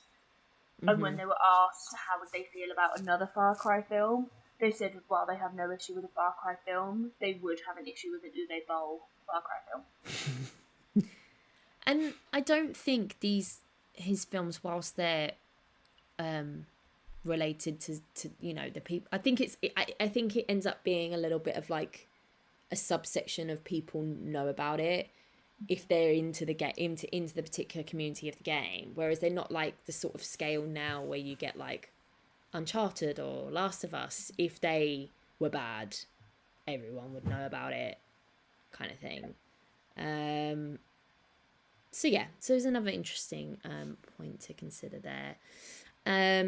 It's actually, so it's a 1.6 on Letterboxd, which is obviously out of 5. So yeah, that stacks up to the 3.2. Few reviews from across the board. Jet the Bomb said it's a far cry from Far Cry. Oh, yeah. Had to get a pun in there. Well done, Jet. Lucas Colvin said an absolute clinic in stiff wooden acting, which I had to agree with. Todd, interestingly, says, and I think we did touch on this earlier, Boll seems to have no concept of film language, and I don't know whether it's not quite the same, it's kind of going down our point of his his stamp on things. He says, I've rarely encountered a movie so lacking in something special, some dynamic quality, something being emphasised, just anything to make you care. You keep looking at it and stuff is happening, but you don't really care about it happening. But you don't care enough to stop it from happening either. It's a boring mess. And that very much, like, we've not really spoke about in this episode, but in previous episodes, where we're like, he's a great producer because that's it. Stuff is happening, and a movie is happening, and it's a product is being followed, and there is a product at the end of it, and it's well enough made that you don't turn it off, but it's not good enough to recommend, to watch again, to enjoy, to have pleasure. It is just a product that is on the screen in front of you that passes time while you maybe do other things. Yeah, it's like functional, and that's not what you want from art, really, is it? And then another point just to make in terms of sort of legacy. In 2013, Variety reported that Ubisoft was developing another Far Cry film based on Far Cry 3, along with the Watch Dogs and Raving Rabbids film. I love Raving Rabbids. But apparently it was later adapted into a Netflix series, which was like an anime version of it. And I'm guessing that's died. Yeah, well, I didn't even. I read that and I was like, has this even happened? Because that was announced in 2020 or 2021, and there's not been a single update following the announcement. So I'm going to assume that died. It's just going to be like, oh, I see. Yeah, like it might still be in production, but if between 20, like that's at least 2 years, if not 3 years ago, and not a single update. Oh, hold on. There's something from June this year saying coming this year. Oh, okay. But it's like a very small site, so I don't know. Well, there might be a Far Cry anime show coming to Netflix if they learn to pay their actors and writers. Yeah, exactly. Nothing at the moment. Okay, so shall we go round robin and do our ratings out of 5? So we do out of 5, but we can have half. Sometimes Claire goes with a decimal point, don't you? And go, no, I'll... No, I always suggest it, but I never actually do it. No, exactly. You're very... Like, I would never even be able to, like, guess it at a decimal. It's hard enough doing out of 5. We all know how much I struggle. I'm going to go with 2.5. It's probably actually a 2, but I'm giving it that extra 5 out of doubt of my own issues in that I hate shooty films, I hate action films, I hate films about army. So I went into this with a lot of already predetermined hate. So it probably actually is a 2-star film, but I really disliked it. So I'm like, maybe it's 2.5 because maybe some of the hate is just that it's not my cup of tea. But it's not. Russell, it's would not. you like to go? Good. It's not good. So I quite like a shooty film. They're not high up on my list of films, but I'll watch a shooty film. I don't think this is a particularly good shooty film. So I'm going to give this 1.5 because the half is because it is functionally a film. It has a beginning, middle, and end. There is a script. There is acting going on the screen. But I don't think it's good. And maybe I have the luxury that I've not watched any more of Uwe Boll's films. So maybe if I watch more of them were like, oh no, actually this was him being good. I've seen worse films than this, but that doesn't mean I think it's anywhere near a good film. And I'll be honest, I would have turned this off about 20 minutes in, 30 minutes. I have like a 30-minute limit. If a film isn't working for me 30 minutes, and I'll turn it off and be like, don't care about that film anymore. So I think this would not have got much beyond 30 minutes had it not been that I was watching it for a podcast episode. You were being forced. Having listened to Russell, I then gone on my letterbox. Like, what else did I give 2.5 to?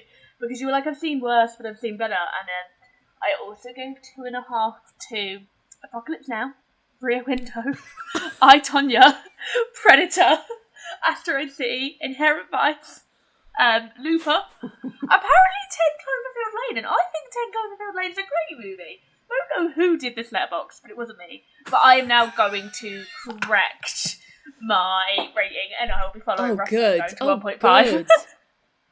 I think I had it at 1 on Letterboxd, but I'll give it an extra half. I've given Princess Diaries 2 a 2.5. I love Princess Diaries 2. So what are you amending your rating to? Well, I'm amending Princess Diaries 2 to at least 3.5, and I'm amending this to 1.5. Okay, good. All is balanced again with the universe, I feel. I'm so sorry, everyone. I don't know who I am. I don't know who Now I need to look at what my letterbox says for what I'm going to score it, just so I can ensure that it is... So I think I used to do 2.5, looking at some of the more recent ones on this. 2.5 for me used to be a film that I did not enjoy, that I think had flaws, but I can see why other people liked it. And that's not this film. This film is a bad film. So maybe 2, but I'm going to follow Russell because now I'm horrified and I feel like I need to delete and restart my entire letterbox now because I don't know who I am. There's so many films on this list that I'm like, I enjoy these films. So I actually I was prepared and I pre-decided I was going for 1.5 and I was not going to be influenced by anyone else, and it just so happened that you both were giving it 1.5 as well. But I am looking down my letterbox list and I've got things like a lot of our Razzie films and other podcast films pretty much. The Nun, which I thought was bad. I really didn't like the new Magic Mike because it was everything that it was nothing like anything a Magic Mike should be, for example. Cars 2. God, Cars 2. You know, Jesus. I'm happy with my... I'm pleased to say 1.5 feels a lot more. I think I've got the 4th Sharknado film. I've got Planes. I've got the Requiem. Oh, the Requiem. I've got Shepherd, which was an appalling film. I've got Cherry. I fucking hated Cherry. Oh, I didn't ever see that. Yeah, you're lucky. Which one was Cherry? Cherry was the Tom Holland Russo brothers Apple TV film. Oh god, the one with the... I haven't seen it, but it's got a shot out of what's his face's bum. Is that right? Oh, I don't know. Maybe. Is that Cherry? Maybe. It's the one where Spider-Man is addicted to drugs. Yeah. I haven't watched it because it looked... I lost my notes on how much I hated that film. They were on my old phone. Oh my god, good lord, I hated that film so much. And 1.5. It deserves to be 1.5. I'm sorry, everyone who I've ever let down with my ratings. I'm glad we got that cleared up. Do we think it should be on the bottom 100 though? Nah. It's just so average. I've seen worse films made this year. I mean, I think Ant-Man and the Wasp Quantumania was much worse than this. I thought the Ghosted film with... I forget her name, Anna Amaris, and that's definitely going to be a Razzie next Evans, year. We are definitely going to have to watch that. Yeah, who directed I've already that? seen Someone, it. Directed that. It was Dexter Fletcher, who I think is a fantastic director. Directed that. So I've seen worse films released this year. I've watched a film that I have to review for Fright Fest that is worse than this. Yeah. So it's not a good film, but it's definitely not the worst. Yeah, and it's functionally a film. I think the bottom 100 should be films that are not functionally films. Deeply flawed. There's no flaw in this. It's just not very boring good. more than anything. Yeah, it's just boring and functioning. So we started doing this. To put you on the spot, you just said, well, you kind of gave. Actually, I was going to say, like, what film would you put on? But you just said Ant-Man and the Wasp: Quantumania. So yeah, no, that's definitely that should be definitely in the gave bottom that 100 3 films. stars.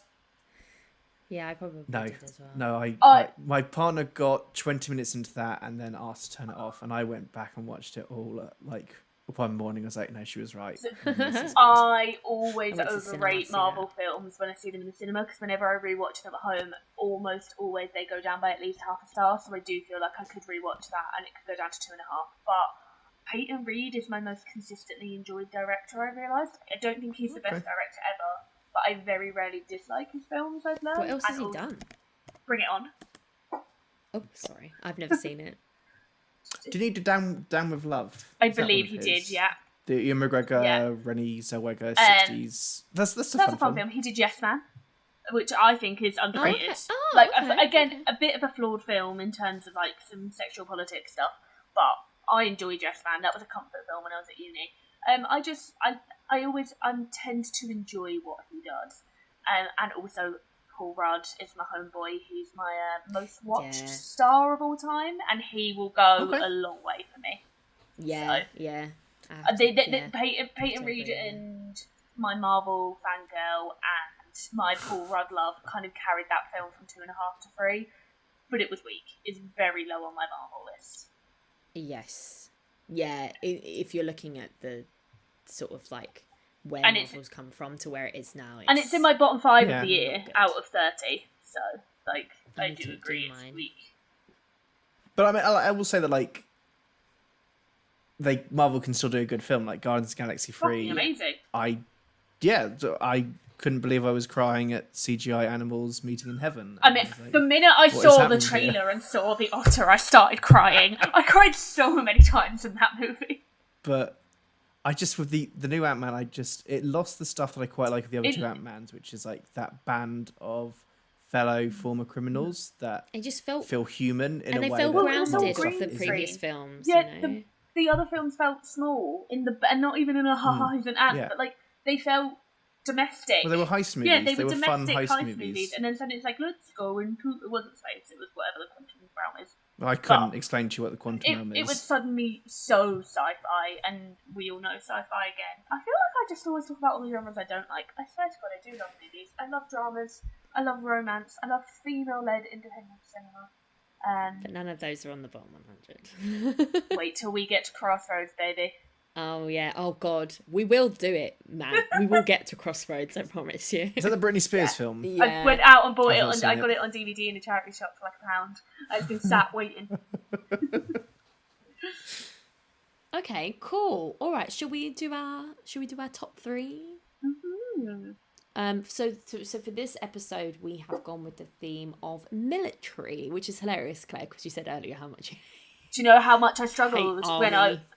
I really, because I also, all the films that I like that I'm involve sorry, you should the have army. said we would have changed it. No, it was totally fun because I was curious to see what I would do, to be completely honest. Because all the Okay. films that I really love that involve the military are the bad guys. And I was like, I can't just put... No like, one said that they had to be the good guys. No, but I was like, I can't just put a ton of like harrowing, World War II Nazi films on my list. No one's going to stop you. No, I'm okay. I've got 6 films, so I'm okay. I'm happy with them. So, Russell, would you like to go first, or would you like us to go first with our lists? You go first. I'm curious what yours is, and it is just 3, not 6. Yeah, no, but I always have Yeah. to have at least 5 in case we have the same Just ones. in I have case we some take in each the other's. back of my head. I have like a 3, and then I've Yeah. got like a few more that I can slot in. But because me and because Daisy do a competition, and it got really awkward where sometimes we'd have like 2 of the films the same and then just 1 film different, so we've kind of had to we instigate try and expand. Yeah. Do you want to go first then? I feel like you keep being like, I never go first. I always go first, so I'll let you go first. I feel like I've gone first loads recently, but I'm happy Well, no, to. it's only because I didn't feel like I had a hard time picking. Okay. them, so So God, don't assume anything about me from that. yeah, it's just I'm a massive hippie and I don't agree with the military complex despite being a massive Marvel fangirl. And I'm, if I had been alive during Oppenheimer's time, I think I would have been thrown out for being a commie. So You heard it here first. you heard it here first. Thank God that doesn't, happen now. Greenpeace. My first film is going to be Inglourious Basterds, which has come up a lot. My favourite Tarantino, fab film, and also just like a really important time. It came out when I was at uni, it was very important to me. I've mentioned before in passing, I remade many of the pivotal scenes with Whatsits as part of something for uni. I've definitely told you this so many times. Yeah, but you know how bad my memory is. And I learned, because we tried to redo the cinema scene, and I had to like crush Whatsits and make a giant Whatsit on a big piece of paper to be like the cinema, so then we could set the cinema on fire with all the Whatsits. Whatsits don't burn. Cannot set Whatsit on fire. Learned that the hard way. What made you decide Whatsits? I think we just were being stupid, and I was like, we should remake the film with Whatsits. And so then we also remade Up with people in costumes. Nice. Yeah, we were basically trying to do film reviews, but we couldn't for like a TV for the university, and we couldn't get the rights to obviously show clips from the movies. So we were like, we'll just recreate scenes in like silly. Yeah, so one of my distinct memories of third year of uni is both fucking loving Inglourious Basterds and being sat in my living room trying to recreate it with Watson. Can't say I've recreated any of mine with anything, so for that you get an extra point. And talking about the military complex, I've gone completely the other way. And I'm picking my, I think it ended up being my top. Wait, what year are we in?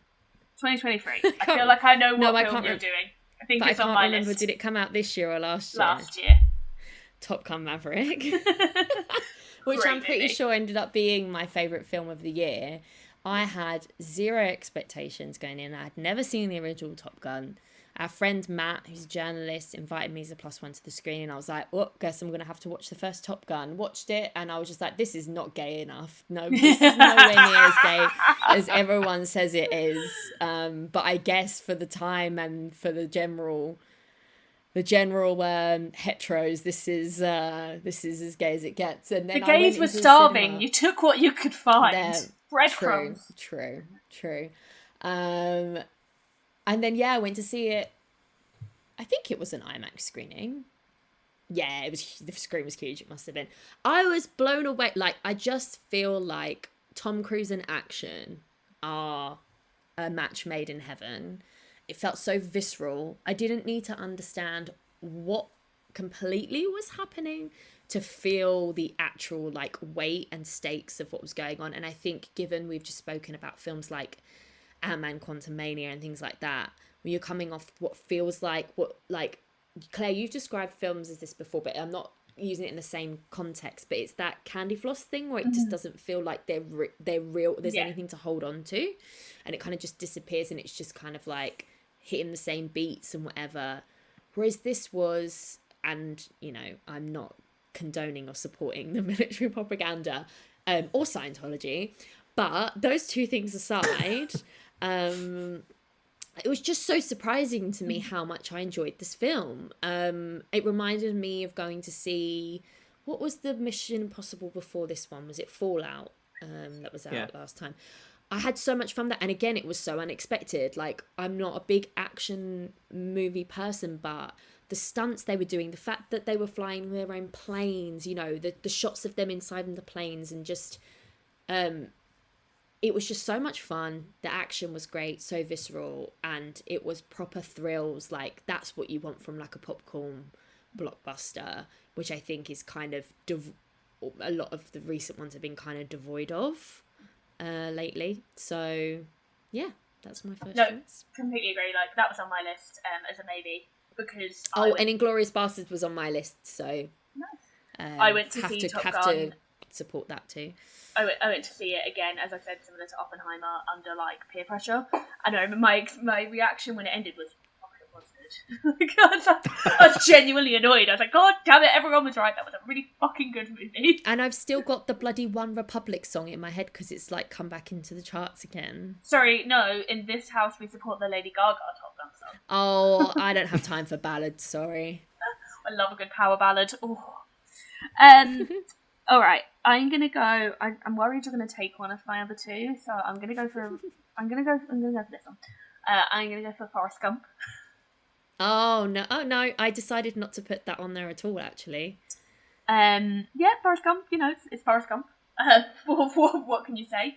You know, again, a little bit military propaganda, quite just Americana propaganda, but just a great film. You know, it was one of those films that used to be on Channel 4 all the time, and no matter what point you flicked onto the channel, if it was on, you'd be like, fuck it, I'll watch an hour, 2 hours. What's Gump up to these days? Yeah. And, you know, I was a very big fan of the Bubba Gump Shrimp Company in Leicester Square, R.I.P., miss you, babes. Oh, yeah. Went on a really good date there. Have a What's cup that somewhere now in my turned house. into? That's the M&M, back of the M&M world. No, it was opposite M&M World.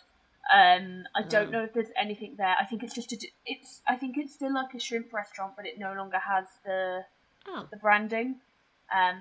Rest I'll in have to peace, make a note to Bubba look from the next time I movie, walk past. and rest in peace, Bubba. I feel like that's one of those films that's kind of, in my opinion, had a bit of a 180. Like, People seem to hate it again now. People seem to hate it now. I'm like, okay, cool. I still think it's great. Like, leave me alone. I like it. I hate the Goonies, and everyone else gets to enjoy the Goonies. So let me enjoy Forrest Gump. I do understand people's like, you know, okay, it's this and that, but I'm like, but it's also just a film, so get over it. It's just sometimes fun, people need to stop adventure. taking themselves so seriously. Yeah. No, interesting. I left that one off just to try and explore some other ones, but at the same time, I've still gone for like the most film bro choices ever. I'm trying to decide. Like, please don't take my So this last is my one. second one, sad. isn't it? Yeah, this is. Sorry? One. I'll be so sad if you take my last one. Well, I don't think you will, because I'm going to go for Dunkirk. And I know you don't like Nolan. No, thank you. I think I know what your last one is, and that was going to be my potential other one. But, I mean, we all know how much I love Christopher Nolan. I think it's fair to say, other than potentially Tarantino, he is my favourite director. Because I'm so unoriginal like that. Although they have massively fallen out. I don't know about Nolan, but Tarantino is very uncool to like him now for various reasons. And so Dunkirk, I'm not massive war action, you know, we've all discussed this before, but what I loved so much about Oppenheimer, all of Nolan's films, is he is a genius and a master of the film technicality. And what I don't understand, for some people find his filmmaking very cold. It's so cold for me. That's why I can't get on with him. I feel the complete opposite, in that I find it so incredibly what's the word I'm looking for? Fascinating how he uses the technicalities of filmmaking to create a story that makes me feel like I'm there, like the visceralness of it. But I understand if like that character-wise, there's a bit of a barrier for people, but like it's the technicality of these films that I love. And, you know, things like the sound design, the playing with the timeline, which I thought was just I just never saw that coming, you know. Does that just piss me off? Oh, no, I love it. I absolutely love, like, I know some people see it as a gimmick, but I love gimmicks.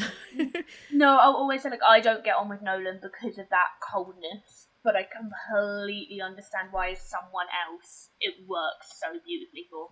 Because from a technical standpoint, I would say he is a very good director. He has a stamp, he has a vibe, everything looks perfect, everything is timed to perfection. Dunkirk probably being the most timed.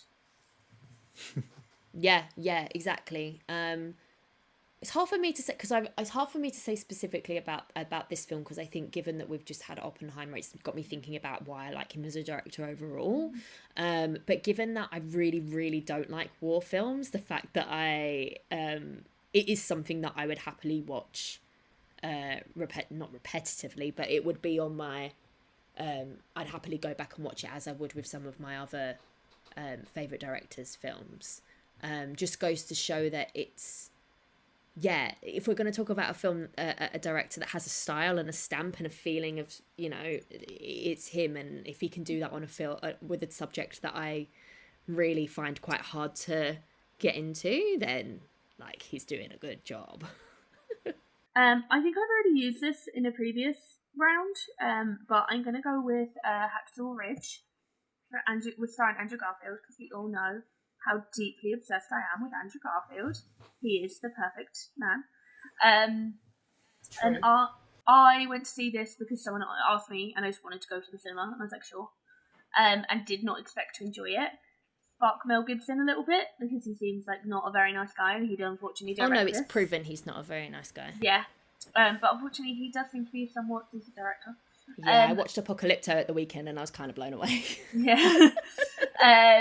But really enjoyed Hacksaw Ridge, both because I didn't anticipate enjoying it in the slightest, because I don't like war movies. I saw it because my friend asked me to go with her, and also love Andrew Garfield.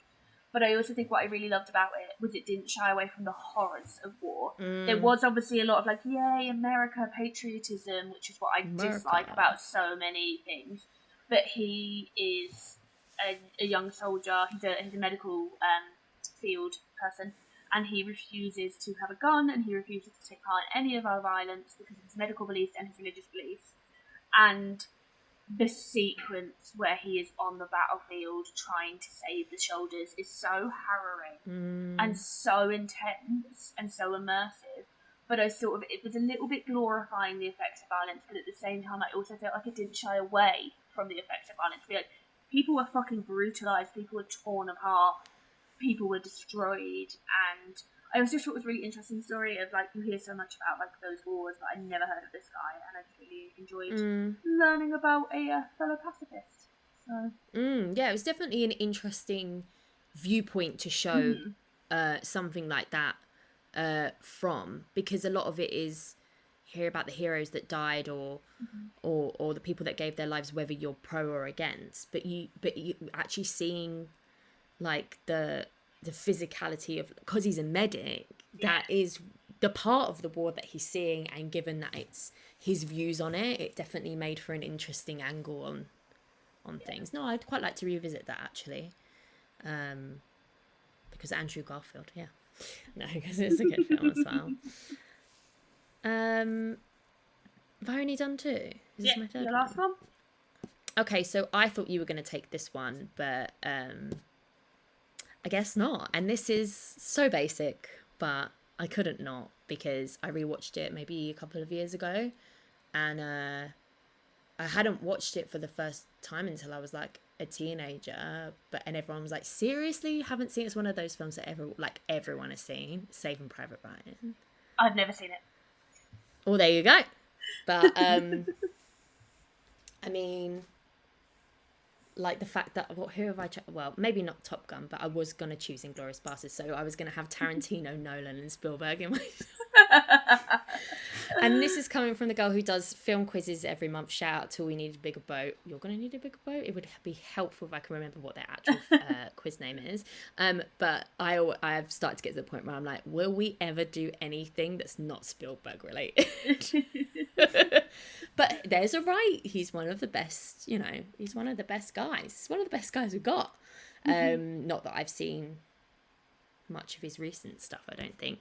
But Saving Private Ryan is just like, if you're gonna think about, like, I don't know, like performances, like just that classic well-told story, with a really good storyteller at the helm of like directing, who's done, like, he definitely kind of, he does these adventure stuff and then he does the drama stuff, but it always seems to have the same kind of heart.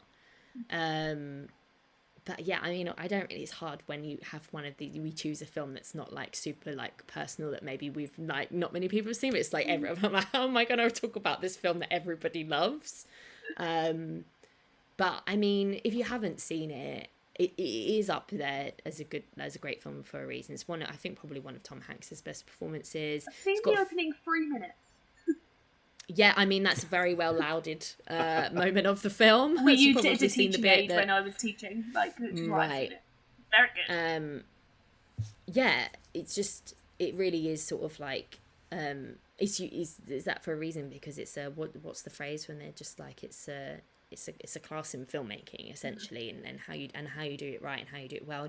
So there's quite a few other faces that you'll see in there that Matt Damon, Vin Diesel in a very good turn actually. Really like him in this. and a few other people as well. But yeah, it's a Sunday afternoon movie.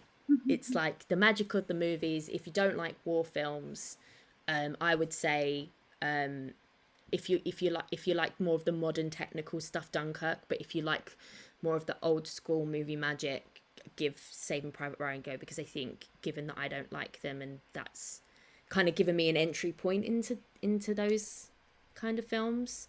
Whereas they might be a little bit too far removed from people who are majorly into the subject. It might be a little bit too glossed over in certain aspects.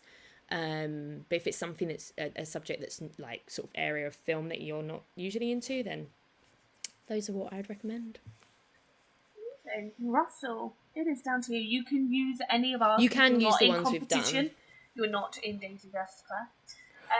But yeah, any free war films you'd recommend? Oh, sorry, military films you'd recommend. Cool. Thankfully, you didn't pick any of the ones that I picked. Ooh. I think Top Gun Maverick was in like my also rans. Because I tried to do non-war specific films, so films about the military but not about war. Yeah, we don't probably have enough of those. Yeah.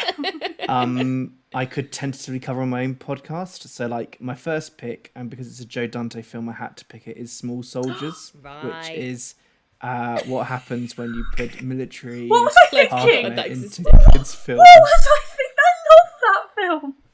Exactly, it's a masterpiece. It's Joe Dante, and I love all of his films. I completely forgot it was Joe Dante, actually. Yeah, and it's like 90s at its best. Oh, it's so fucking good. I'm so glad you brought that back to my attention. I'm going to have to watch love this. That film. I haven't seen it in a long time. It came up on Netflix and Stephen was just like, oh, this film creeped me out as a kid. And I was like, I don't really remember anything about it. And then I completely forgot it's Joe Dante, and Gremlins is one of my favourite films. So I used to watch it every summer. And it's summer. A great satire of the military, of the American military complex. Right. It's they always used to show it. We used to get the coach to Spain every year, and it was obviously just like a family favourite because the coach player would always have like a DVD player or VHS at the front of the coach, and they would always put Small Soldiers on. So like almost every summer I'd watch Small Soldiers on the 24-hour coach. I love that film. Thank you, Russell. I'm so delighted. My second one is a part of my podcast also that I cover films that you watch growing up, so it's not just family films. So I've picked Predator because it's basically that aliens concept but with Arnie. So it's what if you put soldiers against an alien. So it's got these burly military men all being taken out by an alien, and I have a whale of a time, and it is the first 18 I ever saw.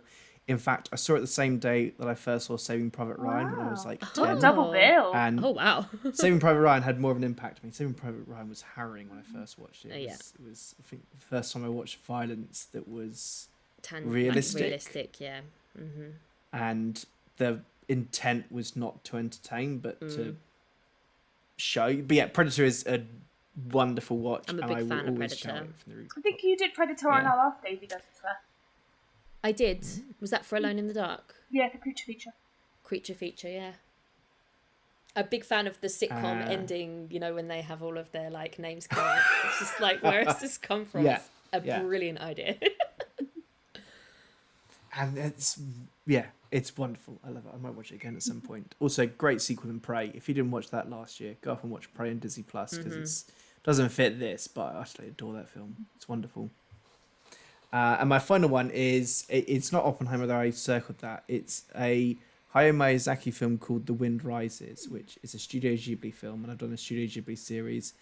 And this, in the same way that Oppenheimer is about the man creating, a genius creating something of utter destruction, this is about a genius who creates planes for the Japanese army. So he is an architect, an inventor of planes. And so it's this creative genius who's the only reason he can do what he does is because he's doing it for the army. And so it's, I think Hayao Miyazaki is probably my favourite director, having watched all of his stuff and spent a lot of time with his films.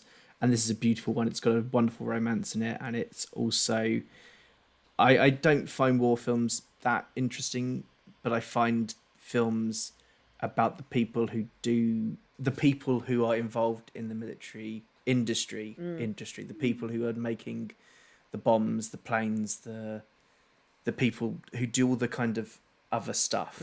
I just don't find war scenes that interesting anymore because I've watched them a lot, because you watch them a lot when you grow up, and they're kind of this staple of films. But yeah, like I would choose Oppenheimer, but it's slightly too early for me to choose that. Honourable slightly mention. too much, like yeah.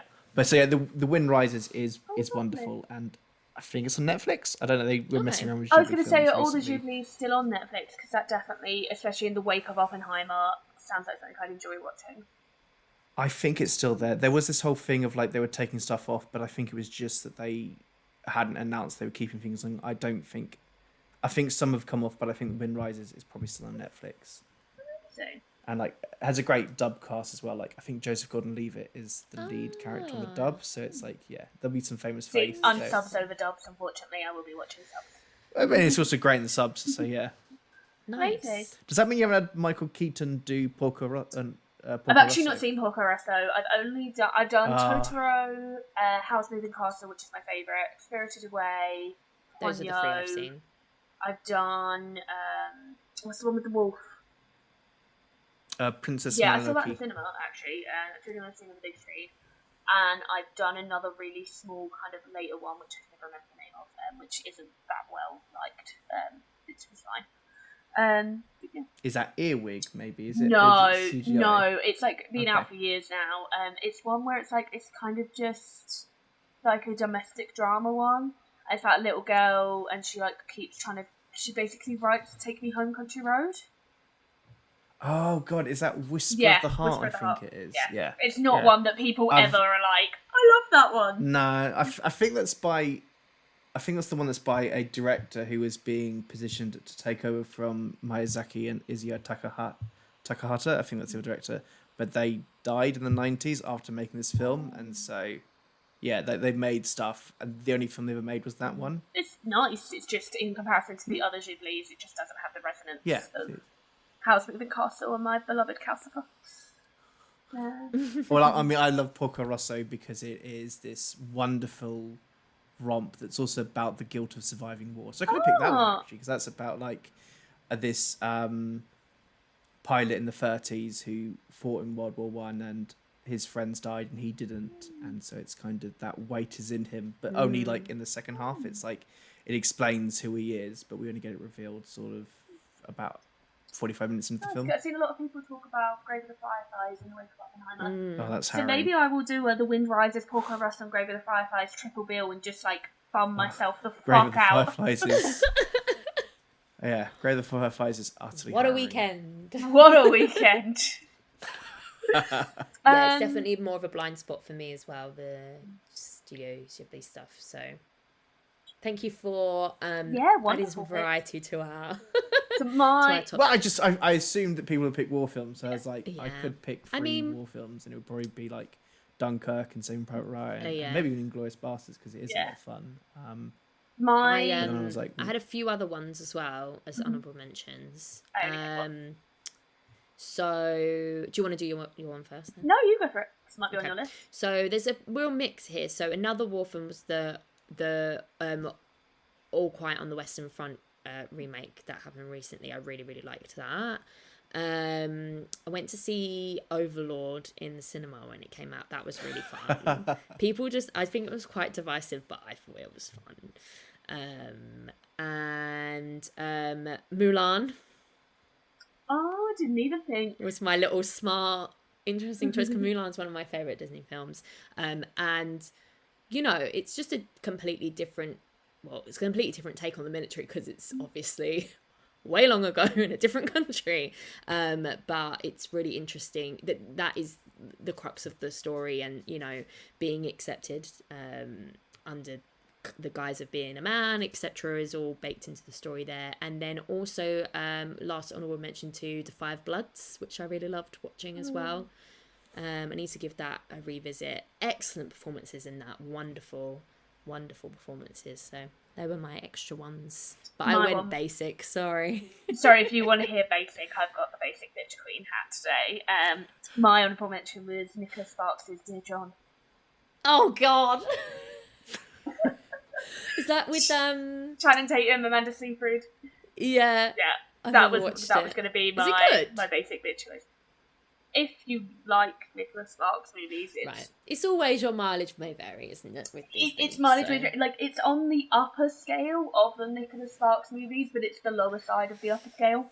Like it's just before they become like a machine. So like it's on the better side of things, but it's on the weak side of the good. But it's not on the bad side. It's no Notebook, but it's no whatever the one that I always tell you have to watch, because I really need you to watch whatever the one is, because I need you to just see the twist at the end. I can't even remember what the film is now, but I'm gonna remember one day, and I'm gonna make you watch it, and I want to watch your face. Okay. It's nonsense. That's what it is. It's nonsense. It's not that Robert Pattinson film, is it? No, but similar vibes. I could have also done the Zac Efron Nicholas Sparks movie where he just is really hot and has a really great shower scene. Taylor from Orange is the New Black. Yeah. Nicholas Sparks loved the military. He's very military prize. Okay. Moving on. Exactly. Nicholas Sparks also a piece of shit. We just like to set the record straight here. So we've ended up going quite war heavy. Remember, we did choose the military as a theme. We're happy for that to be contended, but that's what we went with. So hopefully you enjoyed it. But in terms of the episode for Far Cry, that's it wrapped up for us. We'd love to get your thoughts on it. So find us on Twitter and Instagram at WRatedPod and on Letterboxd at WRated. Let us know if you've seen it, what you think. Do you play Far Cry and you like it? Did it ruin Far Cry for you, etc.? And did it deserve a place on the bottom 100? Russell, do you want to let us know where people can find you, and if there's anything you'd like to shout about, you want people to check out, please do share that as well. Yeah, so I'm on Twitter whilst it's on fire, or is it now X? Is it called Twitter or X? Yesterday was the day of X, wasn't it? We are recording this. I'm trying not to have an opinion on any of it. Okay, so whatever it's called, I'm on that. I'm also on Threads, but I don't use that too much. Both of them at Russ Loves Movies, and I will share anything that I'm on or doing or writing. And my main project is Not Just for Kids, which is a podcast that looks at family films and films grow throughout the ages. I am currently taking, at time of recording, a break from my series on modern animation because it's far too big a series. And I got I think I'm 24 episodes into a 50 or 60 episode swing, and they keep releasing really good animations. They've got to stop making these really great animations I have to cover, because I mean, there's been at least 4 or 5 this year alone. There's Nimona, there's Puss in Boots 2, there's Spider-Verse 2. There's just too many films. And right now I'm doing a Star Wars summer because I'm finally over how much I hated Rise of the Skywalker and can talk about Star Wars. So I'm doing a couple of months on Star Wars, and I'm going to go back to animation. Nice. Wow. That's a real hard graft you've set yourself up for there. Although arguably more enjoyable than perhaps what we've set ourselves up. Can you imagine being like, I have to take a break from podcasting, so it's going to be good films? Yeah, can you imagine? The problem is they're all great films, and they're all interesting, and the last 5-6 years of animation has been some of the best animation that's ever been made. And when Pixar's Elemental, which I really loved, is not going to be in my top 4 or 5 animations of the year, probably by the end of the year. It's a great year for animation, and it just gives me an increasingly tough task. But it's a double-edged sword, because that's a fantastic state for cinema to be in at the moment. So, yeah. Fans of that. Well, please do go, listeners, check that out. Give it a listen, and support great animation as well as these awful films you love hearing us talk about. Claire, where can we find you? Anything to plug? No, Claire Ellen Hope, Claire Valentine. I'm not plugging anything at the moment. By the time I get this edited and released, maybe I'll be at Venice Film Festival. I do believe some people really enjoyed my deranged Venice tweets from 2021. Maybe there'll be more derangement this year. Chaos Claire. Chaos Claire doesn't come out anymore, man. She's boxed away.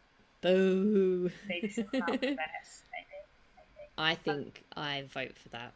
Look, I'm in Venice on my birthday, so if she's ever going to come out... I'll put the tweet notification bell on, especially for you.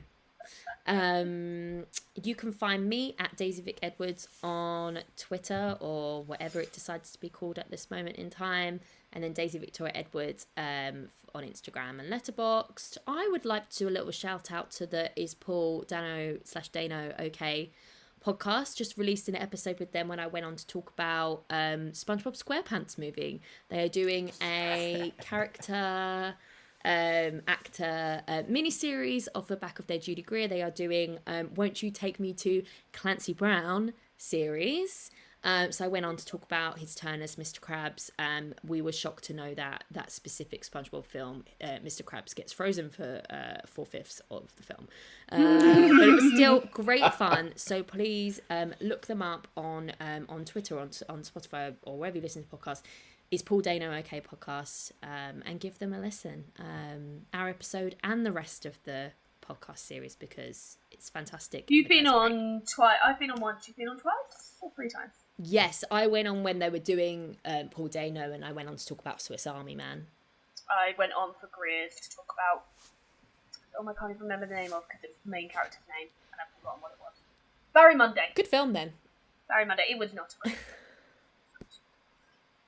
Well, last thing to say is thank you to everyone for tuning in and listening once again. If you do enjoy listening to the podcast, we'd love if you could give us a follow or subscribe, and we'd love to know what you're thinking about it. So if you want to leave if you would like to leave a rating and review, that would also be well appreciated. We'd love to hear what you're thinking about the episodes, and we hope you join us for the next one. We're going to take on our next worst rated film then. See you then.